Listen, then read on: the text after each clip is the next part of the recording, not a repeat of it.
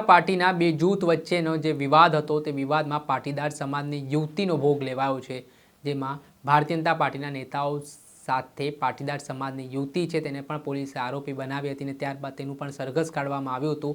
તે ઘટનાના પગલે સમગ્ર અમરેલી જિલ્લા સહિત રાજ્યભરમાં ઘેરા પડઘા પડ્યા છે અને આને લઈને વિવાદ છે તે દિવસે ને દિવસે વકરતો દેખાઈ રહ્યો છે। ત્યારે વચ્ચે આજે આમ આદમી પાર્ટીના નેતા રાજુ કરપડા અને આમ આદમી પાર્ટીના નેતા ગોપાલ ઇટાલિયા છે તે એસપી કચેરીએ એસપીને આવેદનપત્ર પાઠવવા માટે પહોંચ્યા હતા। તે દરમિયાન આમ આદમી પાર્ટીના નેતા રાજુ કરપડાએ પોલીસ અધિકારીને જાહેરમાં ખખડાવી નાખ્યા હતા અને શું વાત કહી હતી, વિગતે વાત કરી। શું તમે અમદાવાદમાં ઘર લેવાનું વિચારી રહ્યા છો, ઘર શોધી રહ્યા છો, તો પછી ચિંતા મૂકી દો। શું કામ ચિંતા કરવાની જરૂરિયાત છે? કેમ કે અમદાવાદના પાલડી વિસ્તાર ખાતે સ્થિત ન્યૂ શારદા મંદિર રોડ પર અનંત શિવ નામના એપાર્ટમેન્ટમાં એક ફ્લેટ વેચવાનું છે। 3 BHK આ ફ્લેટ છે તેની અંદાજિત કિંમત 85 લાખ રૂપિયાની આસપાસ છે અને તમે એમાં પણ ચિંતા કરવાની જરૂરિયાત નથી, તમને ફૂલ્લી ફર્નિશ આ વસ્તુઓ મળવાની છે। એટલે અને કપડાં અને વાસણો લઈને સીધા તમને અહીંયા રહેવા માટે જવું છે। અને બીજી ખાસિયત હું આ ફ્લેટની બતાવવા માંગીશ કે આનંદ શિવ જે એપાર્ટમેન્ટ છે ત્યાંથી 50 મીટરના અંતરે ભીમનાથ મહાદેવનું મંદિર આવેલું છે। 50 મીટરની અંતરે શ્રેયાસ મેટ્રો સ્ટેશન પણ આવેલું છે। એટલું જ નહીં, ભીમનાથ મહાદેવ મંદિરની બાજુમાં જૈન મંદિર પણ આવેલું છે, એટલે તમે ધાર્મિક રીતે પણ જોડાયેલા હો, સાથે તમને હરવા ફરવાના શોખીન હો તો ખૂબ જ સુવર્ણ તક માનવામાં આવી રહી છે। એટલું જ નહીં, આ જે ફ્લેટની ખાસિયત એવી છે કે આમાં તમને 3 BHK ફ્લેટ તો મળશે, સાથે સાથે 60 વાર એક જગ્યા પણ છે તે આપવામાં આવશે। આજે જ આ સ્ક્રીન ઉપર દેખાઈ રહેલા નંબર ઉપર સંપર્ક કરીને વધુ વિગતો મેળવો। દર્શક મિત્રો, સ્કાયનેટ મીડિયામાં આપનું સ્વાગત છે। હું છું ફૈઝાન।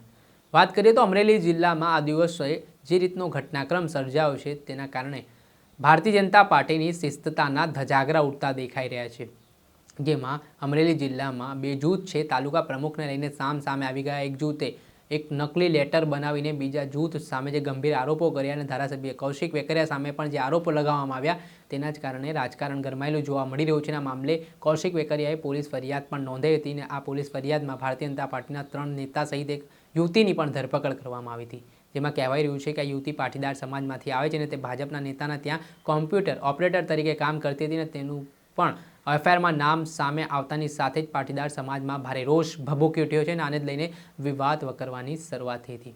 આ ઘટનાને લઈને હાલ જે યુવતી છે તે અમરેલી જિલ્લા જેલમાં બંધ છે, ત્યારે વિવાદ અટકવાનું નામ નથી લઈ રહ્યું। ત્યારે આ વચ્ચે આજે આમ આદમી પાર્ટીના નેતા રાજુ કરપડા અને આમ આદમી પાર્ટીના નેતા ગોપાલ ઇટાલિયા બંને છે તે અમરેલીના એસપી કચેરીએ આવેદનપત્ર પાઠવવા માટે પહોંચ્યા। ત્યારે રાજુ કરપડા પોલીસ ઉપર બરોબરના રોષે ભરાયા હતા। તેમણે જાહેરમાં પોલીસને ખખડાવતા શું વાત કહી છે તે સાંભળી લો। અમે તમને શાંતિપૂર્વક રજૂઆત કરી, તમારો આભાર માનીએ છીએ, તમે આટલો સમય આ પહેલીવાર અમને સારો અનુભવ થયો તમારી પાસે।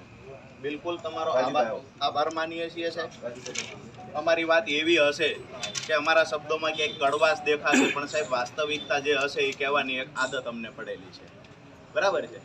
અહીંયા આજે જે પાટીદાર સમાજની દીકરી સાથેની જે ઘટના બની, આવી જ ઘટના આજથી 3 વર્ષ પહેલા લુવારા ગામે હેમુબેન પર બનેલી। સમાજનો ખૂબ આક્રોશ, જે રીતે આજે 4-5 દિવસ એક અઠવાડિયાથી સમાજનો આક્રોશ છે, એવો જ આક્રોશ એ વખતે અમરેલીમાં ફાટી નીકળેલો। એ વખતે સાહેબ કમિટમેન્ટ આપવામાં આવેલું ગોપાલભાઈ કે CID તપાસ સોંપવામાં આવશે, હેમુબેનને ન્યાય આપવામાં આવશે, જેવી રીતે આજે પાટીદારની દીકરીમાં કમિટમેન્ટો આપવામાં આવ્યા છે। તો આજ દિવસ સુધી CID તપાસનું શું થયું સાહેબ? રિકન્સ્ટ્રક્શનના નામે માત્ર ને માત્ર ઘણી બધી ફરિયાદો અમને મળે છે કે વરઘોડાના બહાના હેઠળ પોલીસ લાખો રૂપિયા પડાવતી હોય। અમારી વાત તમને નહીં ગમે સાહેબ, પોલીસ લાખો રૂપિયા પડાવતી હોય ને આવા ઘણા બધા ફોન અમને આવે સાહેબ। બાબરાની અંદર ગજેન્દ્ર શેખવાને એક જ જૂથના 2 લોકો ખોટો કેસ કરે છે અને પાછા હેઠળ ધકેલી દેવામાં આવે છે। માત્ર કારણ એટલું છે કે પોલીસને સવાલ કરે છે। અહીંયા હેમાળની અંદર સાહેબ 2 કોળી ભાઈઓને ત્યાં ચોરી થાય છે, આરોપી પકડાતો નથી। રાજુલા તાલુકામાં મંદિરોની દાનપેટીઓ લૂંટાય છે, આરોપી પકડાતો નથી। અમરેલીમાં હોમ ડિલિવરી દારૂ મળે છે, આરોપી પકડાતા નથી। કોની રહેમ નજર નીચે ભૂમાફિયાઓ ધંધો કરે છે? આજે પાટીદારની દીકરી સાથે અન્યાય થયો, કોઈ સમાજનું સાહેબ, અમે માત્ર એક સમાજની વાત નથી કરતા, કાઠીની દીકરી હોય, કોળીની હોય, પાટીદારની હોય સાહેબ, વરઘોડાના નામે જે સમાજના આગેવાનો પાસેથી અથવા આરોપી પાસેથી જે મોટી રકમ વસૂલવાના જે આરોપો લાગે છે ને, આ ખાખીને દાગ લગાવતું કૃત્ય છે સાહેબ। અમે વિનંતી કરીએ છીએ કે આવનાર દિવસોમાં આ વરઘોડા શબ્દથી પોલીસને નફરત આવવી જોઈએ, કારણ કે કોકની બહેન દીકરીની ઇજ્જત લૂંટાણી છે આમાં। આજે જેલમાં તમે મોકલી દીધી કોઈ કુંવારી દીકરીને સાહેબ કલ્પના કરો છો, ગુજરાત છે, કાઠિયાવાડ છે, દીકરી જેલમાં ગઈ છે, એની સાથે કાલ કોણ લગ્ન કરશે? તમે દીકરીની ઇજ્જત આબરૂ ઉપર ખેલ કર્યો છે, તો એ દીકરીને ન્યાય કોણ અપાવશે? આબરૂ કોણ પાછી લાવી દેશે? વિનંતી કરીએ સાહેબ હાથ જોડીને તમને અમરેલી પોલીસને કે ફરી વખત આ મુદ્દે અમારે લડવા, આ મુદ્દે બોલવા ન આવવું પડે. બાકી કોઈ પરિવારના ઘટનાઓ બની છે કે આરોપી છે તો એના પરિવારના સભ્યોને લઈ આવવાના, બેન દીકરીઓને લઈ આવવાની, ટોર્ચર કરવાના. આરોપી છે તો એના ઘરેથી ઘોડા લઈ આવવાના. આ કાયદો તમે ક્યાંય ભણ્યા છો? કાયદામાં આવ્યું છે કે બંધારણમાં આવી કોઈ જોગવાઈ છે કે આરોપીના ઘરેથી ઘોડા લઈ આવવા, ભેંસું લઈ આવી, ગાયો લઈ આવી, એની માતાઓ બહેનોને લઈ આવી? અમરેલી પોલીસ જે કામ કરી રહી છે સાહેબ, તમને નહીં ગમે અમારા શબ્દો, પણ છેલ્લી ક્વોલિટીનું હલકાઈવાળું કામ જે ગુંડાઓ કરે ને, આ અમુક કર્મચારીઓ કરી રહ્યા છે, જેના કારણે ખાખીને દાગ લાગે. વિનંતી કરીએ છીએ આ વરઘોડાના નામે તોડ કરવાના બંધ થાય અને અમુક લોકોને જે પરેશાન કરવામાં આવે છે, એમની ઇજ્જત આબરૂ ઉપર જવામાં આવે, આ કામ બંધ કરવામાં આવે. બાકી કાયદો અમે ભણ્યા છીએ સાહેબ, કે કાયદાની ઉપરવટ પોલીસ જાય અને અમારે કાયદાનું ભાન કરાવવું પડે ને, આટલું ન થાય ને વિનંતી કરવા આવ્યા છે. આભાર.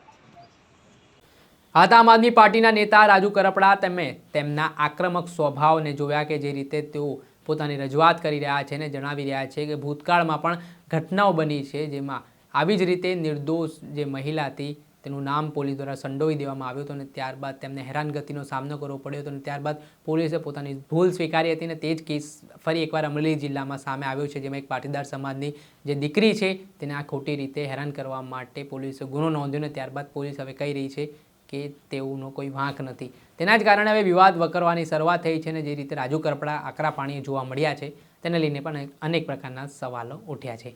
દર્શક મિત્રો, સ્કાયનેટ મીડિયાને આપ લાઇક કરી લો, સબસ્ક્રાઇબ કરી લો અને સ્કાયનેટ મીડિયાની ચેનલ સાથે તમે જોડાયેલા રહો.